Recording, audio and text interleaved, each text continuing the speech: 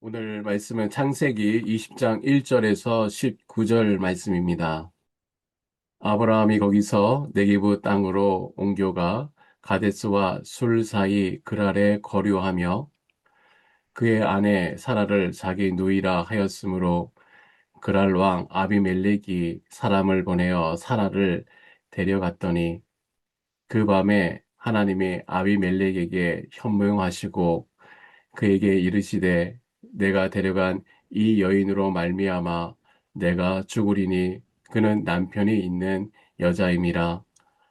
아비멜렉이 그 여인을 가까이 하지 아니하였으므로 그가 대답하되 주여 주께서 의로운 백성도 멸하시나이까. 그가 나에게 이는 내 누이라 하지 아니하였나이까. 그 여인도 그는 내 오랍이라 하였사오니 나는 온전한 마음과 깨끗한 손으로 이렇게 하였나이다.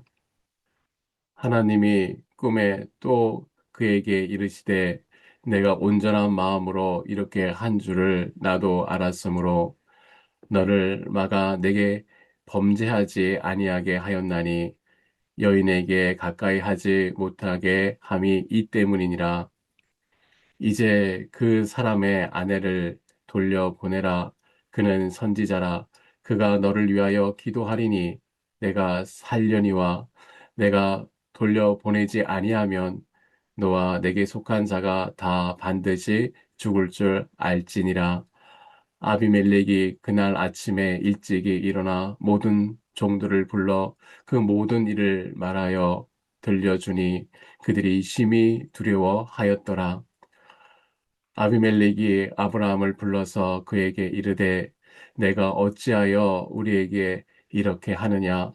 내가 무슨 죄를 내게 범하였기에 내가 나와 내 나라가 큰 죄에 빠질 뻔하게 하였느냐? 내가 합당하지 아니한 일을 내게 행하였도다 하고 아비멜렉이 또 아브라함에게 이르되 내가 무슨 뜻으로 이렇게 하였느냐? 아브라함이 이르되 이곳에서는 하나님을 두려워함이 없으니 내 아내로 말미암아 사람들이 나를 죽일까 생각하였으며 또 그는 정말로 나의 이복 누이로서 내 아내가 되었음이니이다. 하나님이 나를 내 아버지의 집을 떠나 두루 다니게 하실 때에 내가 아내에게 말하기를 이후로 우리의 가는 곳마다 그대는 나를 그대의 오랍이라 하라. 이것이 그대가 내게 베풀 은혜라 하였노라. 아비멜렉이 양과 소와 종들을 이끌어 아브라함에게 주고 그의 아내 사레도 그에게 돌려보내고 아브라함에게 이르되 내 땅이 내 앞에 있으니 내가 보기에 좋은 대로 거주하라 하고 사라에게 이르되 내가 은 1,000개를 내 오라비에게 주어서 그것으로 너와 함께 한 여러 사람 앞에서 내 수치를 가리게 하였노라. 내 일이 다 해결되었느니라. 아브라함이 하나님께 기도하매 하나님이 아비멜렉과 그의 아내와 요정을 치료하사 출산하게 하셨으니 여호와께서 이왕에 아브라함의 아내 사라의 일로 아비멜렉의 집의 모든 대를 다드셨음이더라. 아멘. 오늘 본문을 읽다 보면 이런 느낌이 듭니다.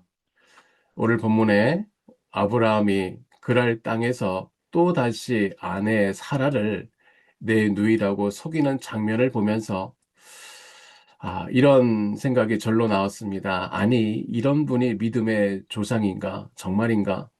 당황스럽게까지 합니다. 생각해 보십시오.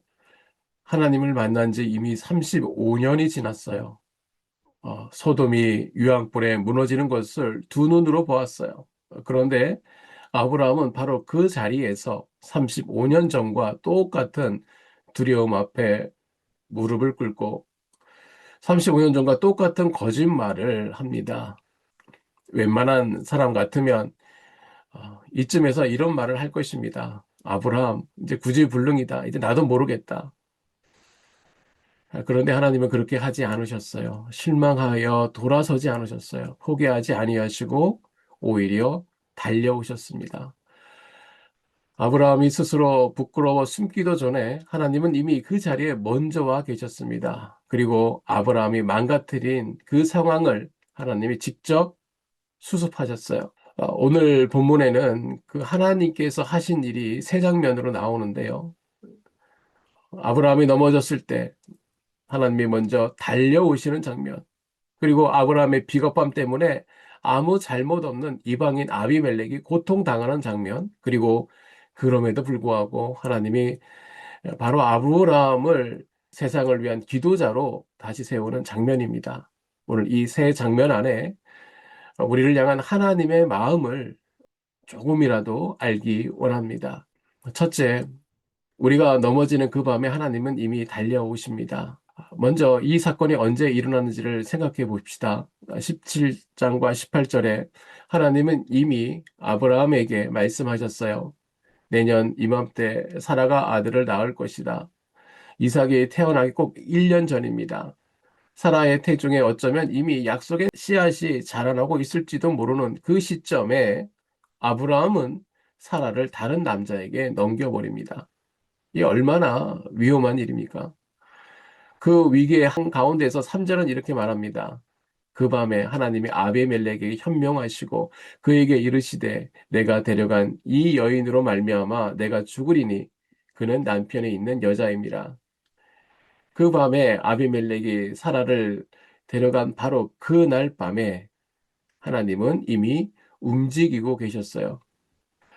내일 아침까지 기다리지 않으셨어요. 아브라함의 회개를 기다리지도 않으시고 그 밤에 즉각적으로 선제적으로 먼저 하나님이 행동하신 것입니다. 그런데 여기서 한 가지 질문이 생깁니다. 하나님은 왜 아브라함 편이실까요? 이 장면만 놓고 보면 아비멜렉이 훨씬 더 도덕적입니다. 그는 사라에게 손 하나 대지 않았고요. 사기를 당한 피해자이면서도 따지거나 화내지 않고 오히려 아브라함에게 재물을 주면서 너그럽게 대합니다. 이 장면의 신사는 아브라함이 아니라 아비멜렉이에요. 반면 아브라함은 35년 전과 똑같은 거짓말을 하고 있어요. 그런데 하나님은 아브라함 편에 서 계십니다. 왜 그럴까요? 답은 하나입니다. 하나님이 아브라함과 맺으신 언약 때문입니다. 창세기 12장에서 하나님은 말씀하셨어요. 너를 저주하는 자에게 내가 저주하리라. 그 약속이 지금 이 자리에도 살아 움직이고 있습니다. 하나님을 움직이는 것은 아브라함의 어떠한 자격이 아닙니다. 아브라함의 공로도 아니고요. 오직 하나님 자신의 신실하심입니다. 우리 신약 성경의 베드로를 보십시오. 예수님이 잡히던 그날 밤에 베드로는 세 번이나 나는 예수님을 모른다라고 했어요. 불과 몇 시간 전에 주를 위해 목숨이라도 버리겠다고 했던 바로 그 입에서 예수님을 부인한 것입니다. 닭이 울었습니다. 베드로는 밖으로 나가 심히 통곡했어요. 그는 이미 끝났다고 생각했을 것입니다. 그런데 부활하신 예수님이 가장 먼저 찾아가신 사람이 누구입니까? 마가복음 16장 7절에 보면 빈 무덤 앞에서 천사는 이렇게 말합니다. 가서 그의 제자들과 베드로에게 이르기를 왜 굳이 베드로를 불렀을까요? 따로 언급하셨을까요? 예수님은 가장 깊이 무너진 그 사람, 베드로를 가장 먼저 찾아가셨습니다. 베드로의 실패가 예수님의 발걸음을 막지 못했어요. 오늘 본문에 보는 그 하나님이 그 하나님이십니다. 아브라함이 무너진 그 밤, 하나님은 아비멜렉의 꿈속으로 먼저 들어가셔서 이미 상황을 막고 계셨어요. 아브라함이 하나님, 제가 잘못했습니다라고 입을 열기도 전에 하나님은 이미 그 자리에 먼저 와 계셨습니다. 시편 기자는 이렇게 고백합니다. 시편 139편 7절에서 10절에 내가 주의 영을 떠나 어디로 가며 주의 앞에서 어디로 피하리이까? 내가 새벽 날개를 치며 바다 끝에 가서 거주할지라도 거기서도 주의 손이 나를 인도하시며 주의 오른손이 나를 붙드시리이다. 아브라함이 흔들려도 하나님의 약속은 흔들리지 않습니다. 아브라함이 넘어져도 하나님의 언약은 넘어지지 않습니다. 아브라함의 거짓말이 이상의 출생을 막지 못했고요. 베드로의 부인이 교회의 탄생을 막지 못했습니다. 그리고 오늘 저와 여러분의 무너짐도 하나님이 나를 향해 품고 계신 그 계획을 막지 못합니다. 하나님은 나의 신실함 위에 서 있는 분이 아니라 하나님 자신의 신실함 위에 서 계십니다. 그리고 그 하나님이 저와 여러분의 무너지는 바로 그 밤에 이미 먼저 달려오고 계십니다. 두 번째로, 우리의 두려움은 엉뚱한 사람을 고통받게 합니다. 아비멜렉에게 책망을 받은 아브라함의 변명을 내놓습니다. 이곳 사람들은 하나님을 모르니까 나를 죽일 것 같아서 거짓말을 했다는 것이에요. 11절에 이곳에서는 하나님을 두려워함이 없으니 내 아내로 말미암아 사람들이 나를 죽일까 생각하였으며. 그런데 이 본문을 읽다 보면 정적 두려움에 떨며 비겁한 짓을 한 사람은 누굽니까? 아브라함 자신입니다. 반면 아비멜렉은 어떻게 합니까? 8절을 보십시오. 아비멜렉이 그날 아침에 일찍이 일어나 모든 종들을 불러 그 모든 일을 말하여 들려주니 그들이 심히 두려워하였더라. 결국 하나님을 두려워한 것은 아브라함이 아니라 아비멜렉이었어요.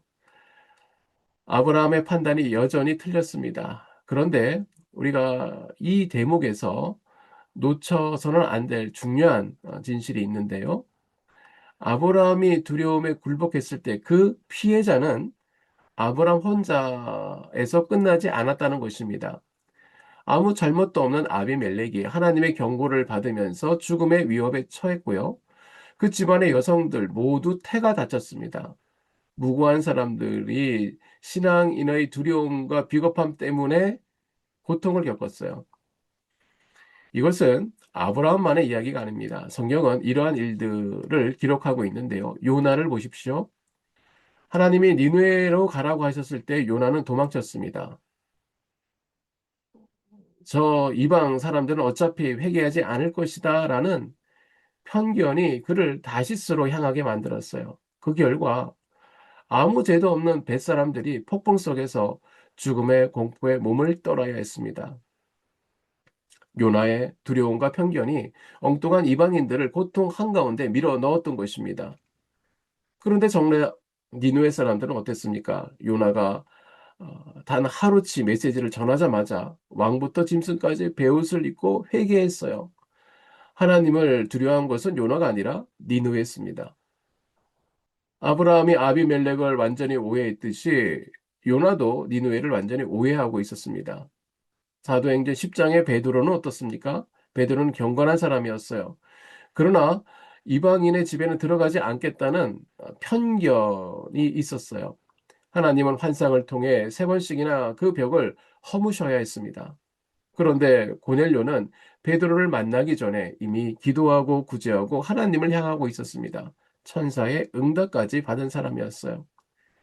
하나님은 그 이방인의 마음 안에 이미 일하고 계셨어요. 만약 베드로가 편견에 굴복하여 끝내가지 않았다면 고넬료의 온 가족과 친구들이 복음의 문 앞에서 발길을 돌려야 했을지도 모릅니다. 아브라함에서 요나로, 요나에서 베드로로 성경은 일관되게 말씀하세요. 신앙인의 두려움과 편견은 그 사람 혼자만의 문제로 끝나지 않습니다. 우리도 무의식적으로 이렇게 단정할 때가 있습니다. 아, 저 사람은 교회 안 다니니까 믿기 어렵겠지. 저 사람은 내가 딱 보니까 어차피 도덕성이 없어. 믿지 않겠어.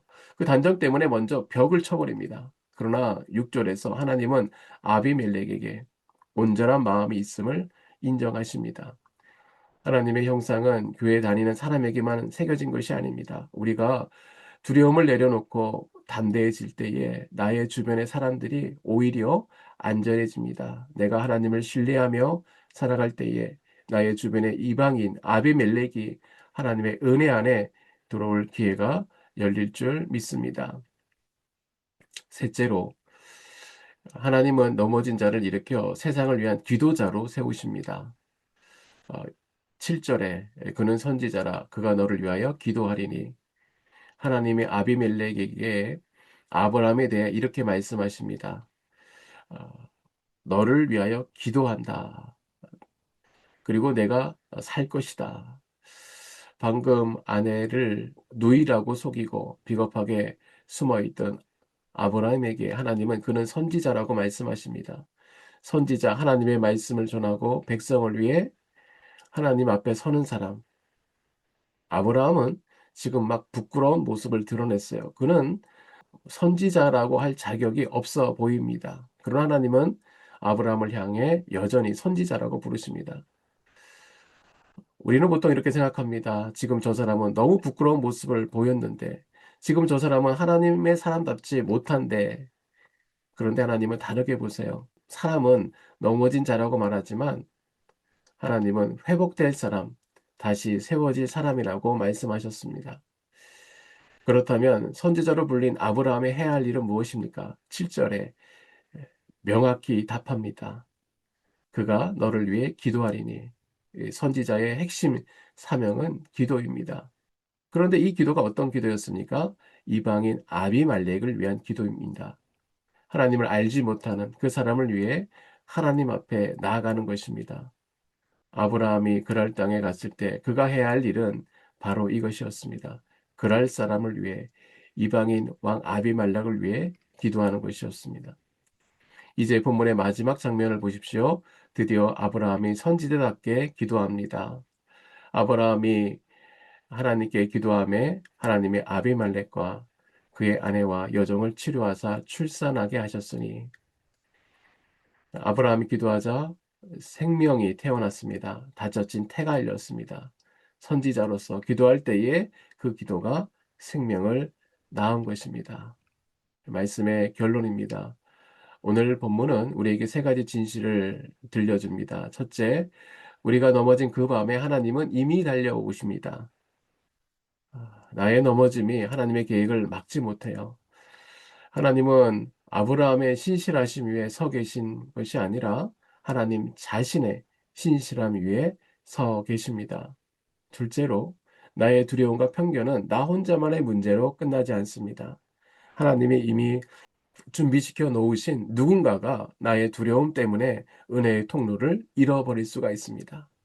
셋째로, 하나님은 넘어진 자를 포기하지 않으세요. 오히려 다시 일으켜 세상을 위한 기도자로 세우십니다. 아브라함이 기도할 때 맡겼던 태가 열렸듯이 저와 여러분이 기도를 시작할 때에 누군가는 살아날 줄 믿습니다.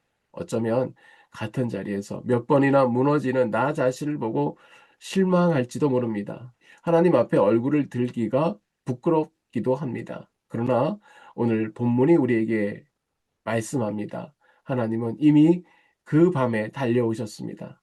저와 여러분이 쓰러져 있는 그 순간에도 하나님은 먼저 그 자리에 와 계십니다. 그리고 지금 이 순간 하나님은 우리를 향해 말씀하십니다. 그는 선지자라. 그가 기도하리니.